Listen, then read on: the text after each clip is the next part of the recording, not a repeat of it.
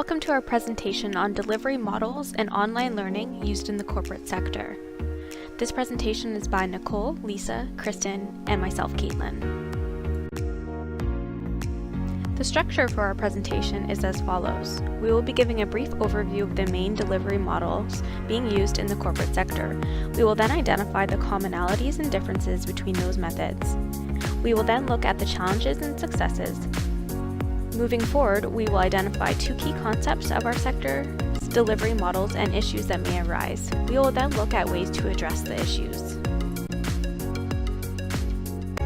The blended model refers particularly to a formal education program where a student learns partly through the online delivery of instruction and content in a supervised location away from home. It basically combines classroom and face-to-face methods along with an e-learning approach. The flex model is a method of teaching for students who are non-traditional learners. Learning materials and instructions are given online and the lessons are self-guided. The facilitator is available on site. The learners work independently and learn to develop and create new concepts in a digital environment. At the opposite end of the spectrum, from face-to-face driver, we have an online driver, which is a form of blended learning in which students work remotely and material is primarily delivered via an online platform. Although face-to-face check-ins are optional, students can usually chat with teachers online if they have any questions. This model of blended learning is ideal for students who needs more flexibility and independence in their daily schedule. This approach is becoming increasingly popular. Now that we have looked at an overview of each model, we will compare and contrast some of the commonalities and differences. This chart helps identify some of the commonalities and differences between the learning models. Some of the key differences were things like scheduling, the use of physical space, as well as the role of the teacher. While the online component is common between both delivery methods, the online driver model only requires the learner to communicate online. Commonalities include a lot of the affordances such as costs, effectiveness, using an online component, and students being able to access information and work at their own pace. It is important to note, though the differences are subtle, they are still different. Due to the lack of fixed schedules for the employees to attend the classes, it is difficult for the company to accommodate the scheduling for a flex model.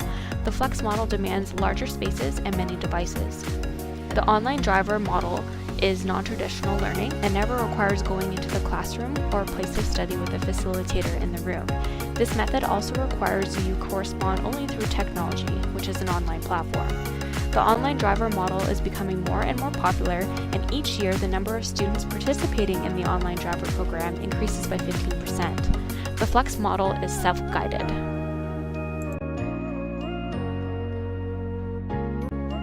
A couple of challenges are, in the corporate sector, learners will have busy schedules, so finding time to log in and learn can be a challenge.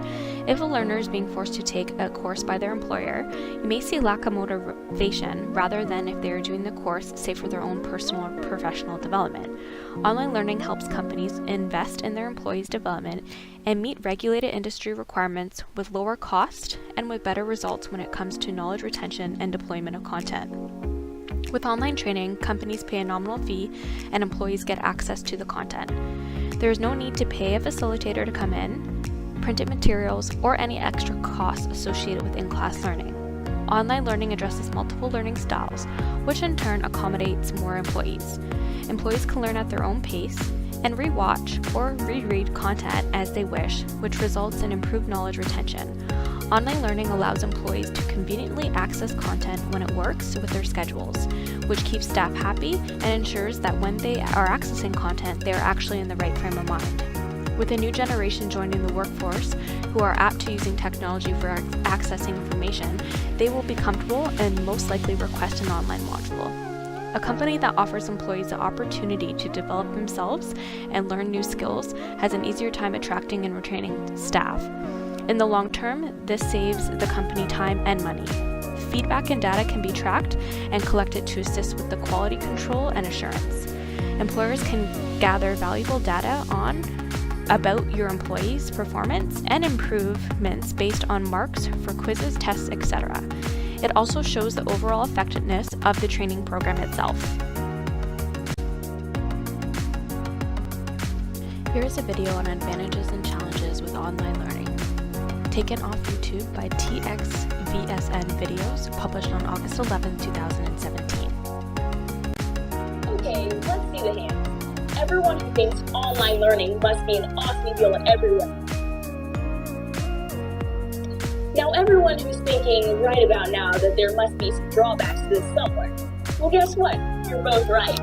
Although there's a plethora, I love that word, of things to like about online learning. As we said, it's not for everyone and not for every situation. Even though online is very similar to the traditional classroom in its assignments and activities, it's also different in some crucial ways. We're going to survey both sides. I'm starting with the advantages. Pierce will tackle the challenges. Right, Pierce. Right, Pierce. Right, sorry, Gianna. Starting with advantages, many online students love the convenience. Onliners have greater degrees of independence and higher levels of energy. They are actively engaged, reading, researching, and responding. And contrary to what you might think, the instructors might have more individual interaction with their students than they do in traditional classrooms. Pierce, time for a rebuttal. Gosh, I love debate class. Okay, dudes, challenges to consider. Online courses have slightly lower success rates and higher withdrawal rates. The three main reasons why are technical, management, and personal. The people who withdraw decide they can't deal with the technical issues or the computer skills they lack. Or they find that they underestimated the workload. In other words, it's just plain harder than they expected. These are not easy A classes where you can hang out in the back and snooze. Online work requires you to stay alert, involved, and constantly engaged. It's up to you to take the initiative, like sending completed assignments and participating in online discussions. Some people find they're just not up to it, and online learning is not for them. So if you're not sure yet if this is for you, have a sit down with your parents, teachers, and guidance counselors and talk it out. Make an informed decision. Oh, you can put your hands down now.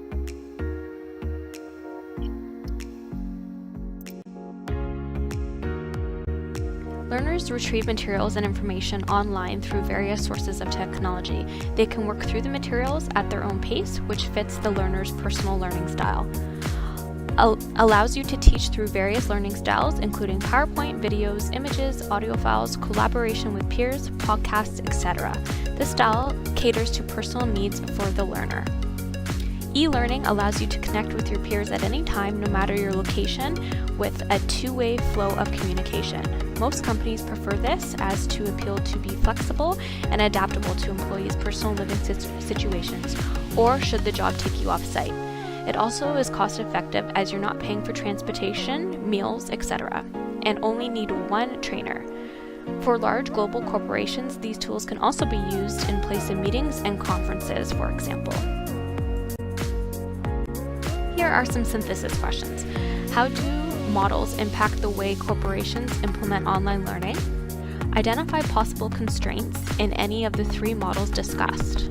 Provide examples of programs or tools companies can use for their online training or educational needs. Discuss your experiences, whether it be challenges or successes, with the different online modules. Thank you for reviewing our presentation. Here are the references we've used. And I'd just like to thank Dreams by Bensound Free Music for the music that we have in the background. Thanks so much, and we hope you enjoyed our presentation.